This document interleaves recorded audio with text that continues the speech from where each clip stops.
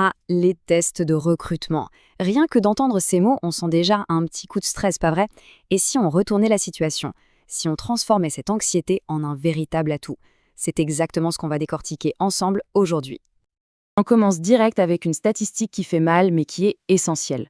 80%, c'est énorme. C'est l'erreur classique qui peut coûter très cher, bien avant même d'avoir pu dire bonjour au recruteur. Penser que son CV suffit, c'est le premier piège. Mais au fond, pourquoi est-ce qu'on nous impose ces tests? Eh bien, dans un marché du travail où beaucoup de profils se ressemblent, les entreprises ont besoin de plus qu'une simple conversation. Elles cherchent des données, des faits objectifs pour compléter leur impression.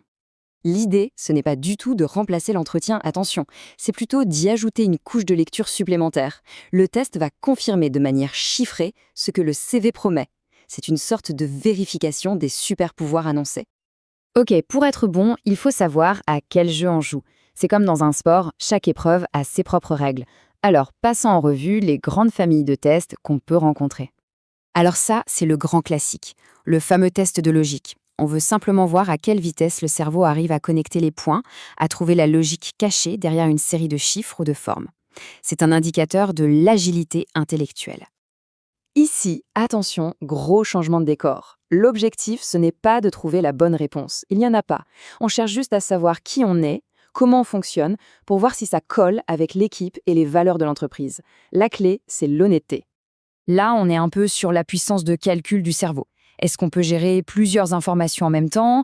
À quelle vitesse on traite une donnée nouvelle? C'est crucial pour des jobs où ça va très vite et où il faut rester concentré sous pression. Voilà un petit résumé qui clarifie bien les choses. On voit que chaque test a une mission bien précise. Le recruteur ne choisit pas au hasard, il cherche à mesurer quelque chose de très spécifique pour le poste en question. Bon, maintenant qu'on a la carte du territoire, la grande question c'est comment on s'y déplace. Savoir tout ça, c'est bien. S'en servir pour construire un plan d'action, c'est beaucoup mieux. Pour les tests psychotechniques, la méthode est assez simple, mais elle demande de la rigueur. 1. On s'entraîne pour ne pas être surpris par le format. 2. On met le chrono, parce que le temps, c'est le nerf de la guerre.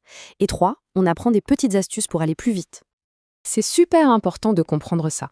On ne se prépare pas de la même manière pour un test de logique et un test de personnalité.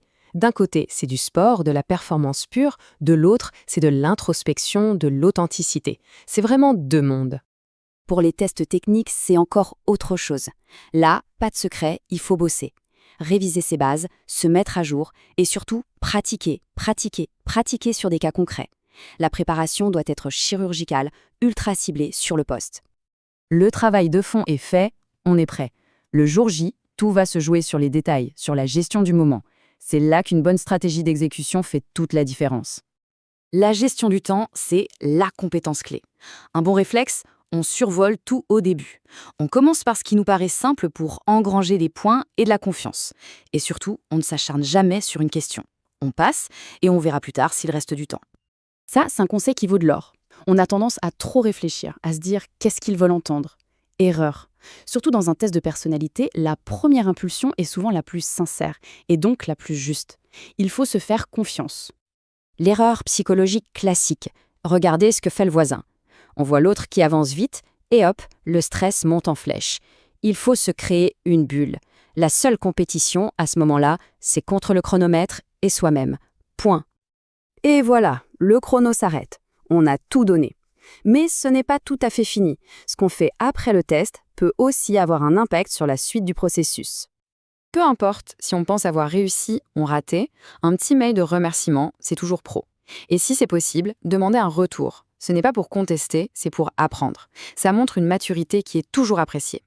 Pour finir, il faut vraiment relativiser. Un test, ce n'est qu'une photo à un instant T. Ça ne mesure ni la motivation, ni la créativité, ni la capacité à bien travailler en équipe. C'est une information parmi d'autres. La valeur d'un candidat est bien plus vaste et complexe que ça.